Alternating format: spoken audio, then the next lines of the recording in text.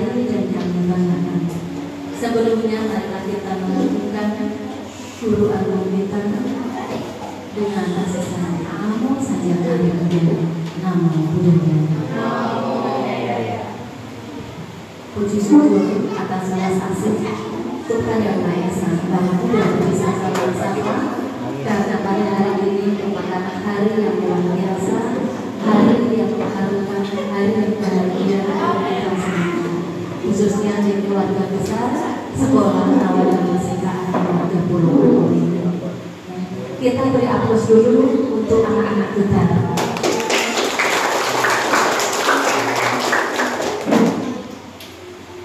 Ada rasa syukur, bahagia dan terharu saat saya hadir ke sini. Tak terasa sudah 6 tahun sekolah ini berjalan dan sudah meluluskan 6 alumni dari Nawada Masika. Waktu berlalu begitu cepat. Mulai 2017 terbangun dan sekarang sudah 6 lulusan dari Nawada Masika ini yang menjadi bagian dari tugas. Kami dari Kementerian Agama memberikan apresiasi dan mengaturkan terima kasih yang sebesar-besarnya atas kerjasama yang luar biasa dari Yayasan Agamada, dari para guru pembina juga para mahasiswa yang terus saling mensupport, mendukung dan tetap mempertahankan sekolah Nawada Masika hingga saat ini masih dapat berdiri dan memberikan pelayanan yang baik untuk anak-anak. Bapak Ibu yang kami hormati, kami dari Kementerian Agama ada rasa haru yang luar biasa. Kenapa? Karena dengan keterbatasan yang ada, saya mengerti sepenuhnya keterbatasan di Yayasan Agama yang dimulai dari nol. Tetapi 6 tahun berlalu dan ini masih berjalan dengan kader-kader yang awalnya hanya lulusan SMP. Itu kalau tanpa pergaulan mungkin sekolah ini sudah tutup. Ya Pak Anak. Kami sangat terima kasih kepada Ibu Kartini, Ibu Meliana yang semangat dan dedikasinya luar biasa walaupun dengan sangat keterbatasan yang ada. Dan Bapak Ibu orang tua siswa tidak perlu merepotkan guru yang ada di sini, karena dengan perjuangan beliau juga dari Pak, dari tim yang mendukung, maka kita bisa menjadi kader-kader Buddhis yang Bapak Ibu sudah lihat hasilnya. Pendidikan usia dini di sini sangat penting. 2013 lalu anak-anak kita seusia ini belum berani untuk tampil ke depan, belum bisa mengucapkan salam nama budaya, tidak mengenal, belum bisa bagaimana berdoa, bagaimana kita kebantu dan semuanya. Tapi sekarang apa yang kita lihat anak-anak kita ya, dengan mulai dari sikapnya berubah, kemandirian, berani tampil cepat, itu satu hal perubahan yang positif. Mungkin dulu kalau ketemu saya lari takut ya, tapi sekarang menyapa dengan senyum nama budaya. Mungkin dengan itu juga seperti itu. Ya kan? Ini yang kita tanamkan. Pendidikan anak usia dini sangat penting karena usia antara 3 sampai 7 tahun ini masa-masa untuk menanamkan nilai-nilai luhur, karakter, budi pekerti, etika pada anak-anak kita. Jadi sekolah ini dibangun untuk kemajuan anak kita. Sekolah ini milik kita bersama, untuk anak kita, untuk generasi kita, untuk kemajuan kita semua. Maka kita harus saling bekerja sama, saling mensupport, ya, supaya sekolah ini tetap berdiri dan bisa memberikan pelayanan terbaik untuk anak. Saat menyanyikan lagu yang pertama tadi, saya melihat bibit-bibit yang luar biasa. Desa Renang Umur yang dulunya dianggap daerah tertinggal dalam kota sudah tidak menjadi 3 lagi. Dan itu harus kita wujudkan. Itu juga komitmen kita bersama. Kalau kita tidak mendukung pendidikan, maka kita akan tetap terbunuh. Karena perubahan itu terjadi dari pendidikan. Yang baik. Maka kami sangat berpesan kepada orang tua siswa, mari kita sampaikan ke saudara-saudara kita. Ayo kita ajak anak-anak kita sekolah di sini. Ya. Karena sekolah di sini menciptakan, mencetuskan kader-kader kita menjadi kader-kader yang berkualitas, baik secara moral, etika, spiritual, kecerdasan yang sangat penting di sini sebenarnya Bapak Ibu. Selain intelektual, ada yang sangat penting, yaitu kecerdasan spiritual. Karena dengan kecerdasan spiritual, kalau anak-anak kita ya sudah memiliki nilai spiritual, keagamaan yang tinggi, memiliki keyakinan kepada Tuhan, kepada para Buddha, ya, maka akan menjalankan agamanya dengan baik. Sikapnya juga akan baik, etikanya juga akan baik, karena sudah mengerti ajaran agama, menjalankan ajaran agama. Dengan memiliki kecerdasan spiritual yang tinggi, yang baik, emosionalnya juga akan lebih baik. Kecerdasan emosionalnya berkembang, kecerdasan sosialnya berkembang. Seperti anak-anak kita mulai bisa bergaul, bagaimana bergaul, ya, sopan santun, etika ke orang tua juga harus dicetak mulai sejak dini. Karena kecerdasan intelektual yang tinggi tanpa diimbangi dengan kecerdasan spiritual itu tidak ada artinya. Anak bisa menjadi durhaka setelah pandai intelektualnya, cerdas anaknya, tapi kalau tidak diimbangi dengan kecerdasan spiritual, tidak diimbangi dengan nilai-nilai agama, dia bisa melawan orang tua. Nah, ini PR kita yang Bapak Ibu semua, termasuk ketua yayasan, pembina, majelis guru, ini PR kita.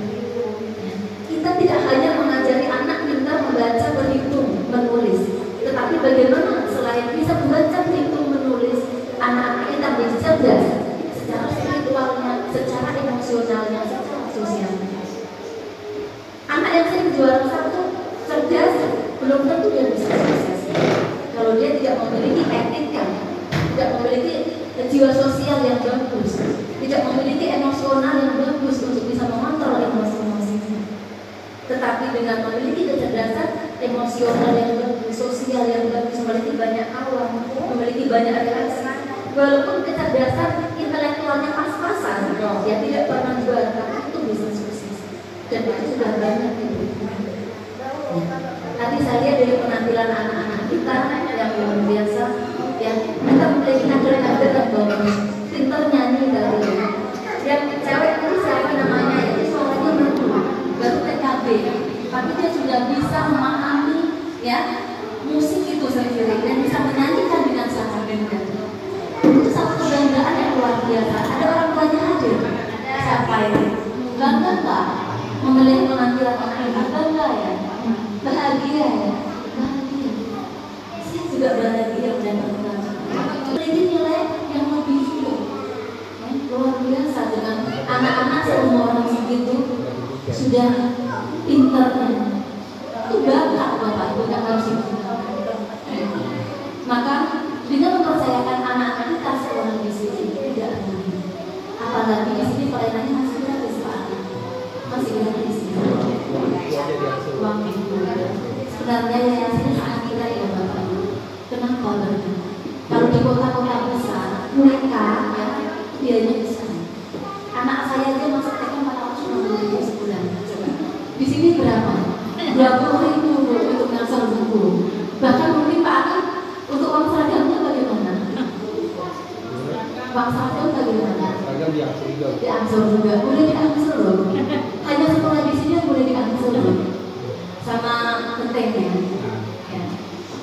Kalau di pekerjaan aja uang sekolah nggak bisa balik dengan gitu. Jadi harus sangat bersyukur. Tetapi Bapak kita juga harus memikirkan keberlangsungan sekolah. Karena tidak selamanya mau seperti ini Pak. Kita harus merubah pola pikir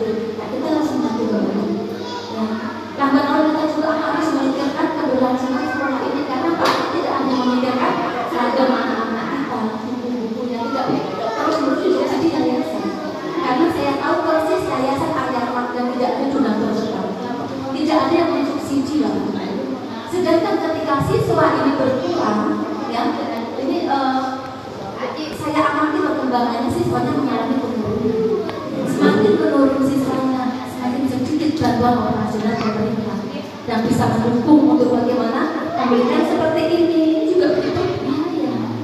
Ini juga butuh biaya juga. Ya, buku-buku pembelajaran itu biaya.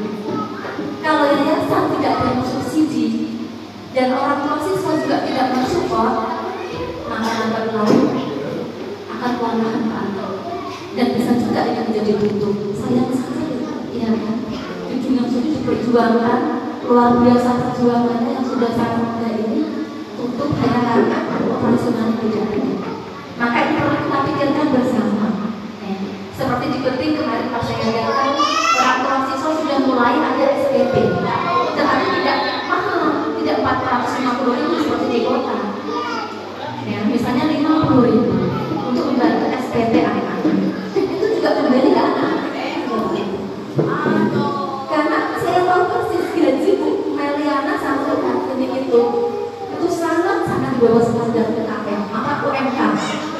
Ya, sangat-sangat itu hanya pengabdian yang tulus. Kalau tidak ada jiwa pengabdian yang tulus, mungkin lebih baik bekerja jualan di rumahnya gitu. Tetapi karena ingin ada perubahan di kampungnya dan di sekolah ini tidak ada guru, karena menyatakan guru dari Jawa itu Bapak Ibu sangat sulit, ya sangat sulit. Karena kalau datang dari jauh-jauh dari Jawa tinggal di kampung seperti ini tidak ada yang mau.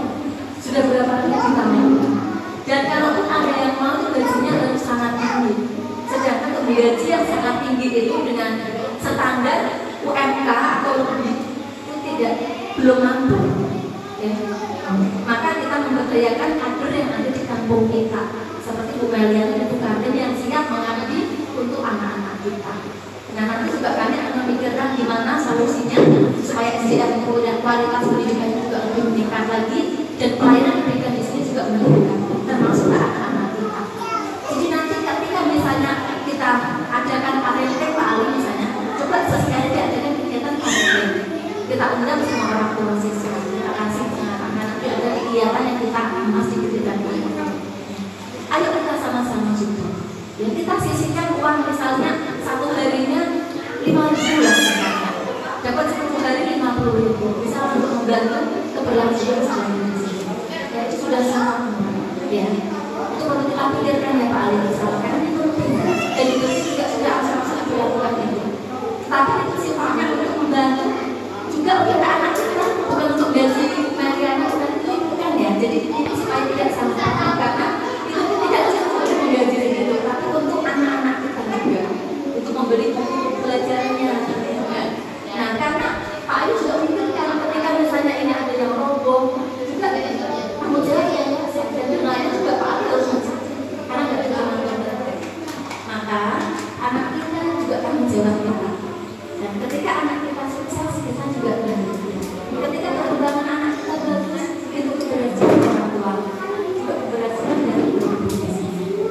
Jadi mari kita sama-sama saling mensupport, saling kerjasama, saling mendukung supaya sekolah ini tetap berkembang jaya. Setuju Bapak Ibu? Setuju ya. Jadi ketika nanti misalnya kita membantu memberikan sumbangan SPP untuk sekolah di sini 50.000, siap kira-kira? Siap kira-kira. Tapi di sini akan untuk Pak Ali, tetapi untuk mensupport keberlangsungan sekolah ini. Ya. Karena pembelajaran di sini juga butuh dana supaya pembelajarannya bisa bagus, bisa menarik juga butuh dana supaya anak-anak kita lebih semangat. Dan dari uang itulah nanti juga bisa untuk anak-anak kita misalnya hari Jumat, ya. Jumat biasanya kan Jumat berkah gitu ya. Kita adakan kegiatan anak-anak kita ke bimbingan rohaninya. Nah, dari uang itulah juga kita bisa sisihkan untuk misalnya membuat puding, ya kan, membuat bubur kacang hijau, kita bagikan ke anak-anak kita. Jadi uang itu dibagi ke anak kita, ya, itu ya Bapak Ibu.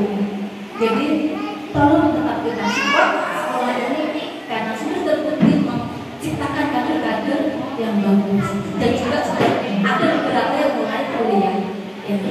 Sudah ada beberapa yang mulai kuliah dan itu nanti tetap ya dari yayasannya memantau supaya tidak hanya pintar secara intelektualnya setelah kuliah, tetapi secara spiritualnya, dedikasinya untuk membangun baru tetap harus ada. Dan itu harus ada perjanjian dengan yayasan. Jangan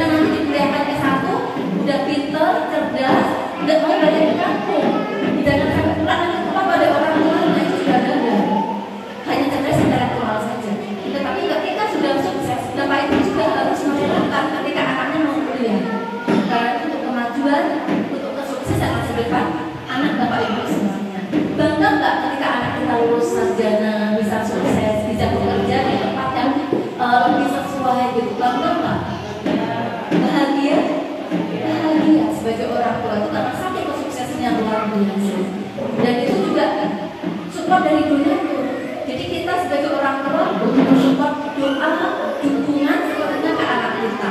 Ya kalau kita sedikit jadi batu ya ke anak kita juga nggak apa-apa, karena juga anak kita. Ya. Jangan nanti karena sudah ada donatur lepas tanggung jawabnya, udahlah sudah ada donatur biar aja donatur semuanya membiayai. Jadi nanti kurang rasa tanggung jawab kita. Kita tetap harus sedikit juga kita harus mendukung, mensupport anak kita.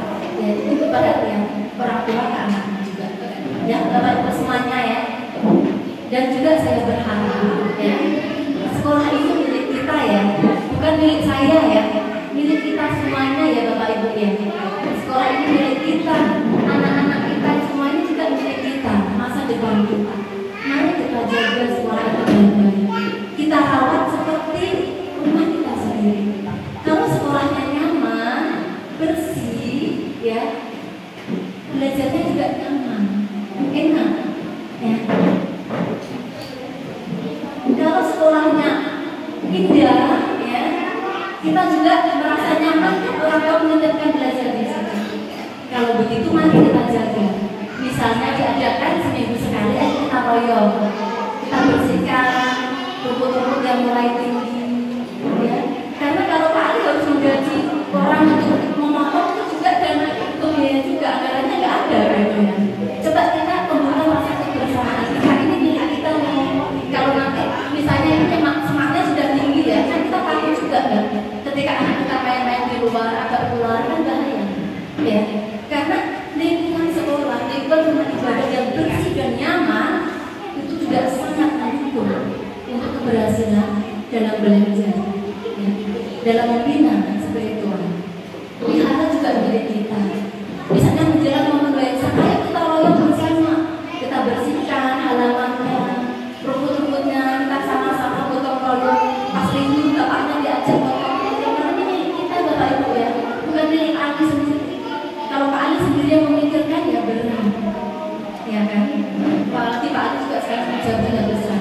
Tapi Pak Ali harus bagaimana menggerakkan timnya, umat-umat di sini supaya peduli terhadap keberadaan sekolah ini. Jangan sampai nanti orang lewat itu bangunannya megah, semaknya sampai tinggi, kan malu. Malu kan Bu? Saya sendiri kadang merasa ada rasa haru dan juga sedih tadi. Jujur ya, saya sampaikan. Karena ini juga tanggung jawab saya. Ini milik bersama. Dan ini juga dibangun dari pemerintah. Ya. Ini juga dibangun dari donatur. Jangan sampai nanti ketika donaturnya datang semakin tinggi, tentu itu akan menjadi hal yang prihatin gitu loh ya. Jadi mari Bapak Ibu kita meminta bersama diri kita. Ya, luangkan waktu kita pas hari libur nggak ada kerja, kita royong sama-sama supaya sekolah ini bersih, nyaman. Ketika anak-anak belajar upacara juga kita tenang ya. Itu sangat penting. Itu perlu kita jaga juga. Perlu kita jaga kenyamanan juga, kebersihan ya di lingkungan sekolah kita, di lingkungan kita. Dan itu tanggung jawab kita bersama. Dan satu hal lagi saya lupa tadi terkait dengan pelayanan di pendidikan di sini, ya seperti yang dijelaskan Bapak Ali Alapas tadi terbuka untuk umum, ya. Jadi bisa disampaikan ke kawan-kawan kita, saudara-saudara kita yang lain, ketika ada dari agama lain yang melakukan di sini boleh. Karena di sini sekolah umum, ya. Seperti kalau di Muslim itu ada RA atau RI, dan itu juga bisa menerima agama lain. Tetapi nanti agama tetap belajar sesuai agamanya masing-masing. Kalau di yayasan belum ada guru sesuai agamanya, dari agama bisa diambil dari belajar dari gereja yang Kristen. Yang Islam bisa belajar dari mungkin ada mereka belajar apa namanya ya yang ngaji atau nilai di ngaji kita minta dari nilai itu. Tapi ketika yayasan bisa mendatangkan guru, nanti anak-anak itu bisa belajar sesuai agamanya di sekolah kita. Nah, kalau seperti nanti biasanya ada siswa yang beragama lain masuk, untuk belajar agama bisa dibuat di hari Jumat. Nah, ketika itu dibuat yang jam belajar budi pekerti mereka masuk, ketika belajar agama yang bukan agama Buddha bisa pulang duluan. Tapi yang beragama Buddha tetap belajar di sini. Jadi itu salah satu bentuk toleransi yang kita kembangkan. Dengan saling mensupport, dengan semakin banyak siswa yang di sekolah di sini, saya yakin sekolah ini akan tetap bertahan dan berkembang. Karena dibentuk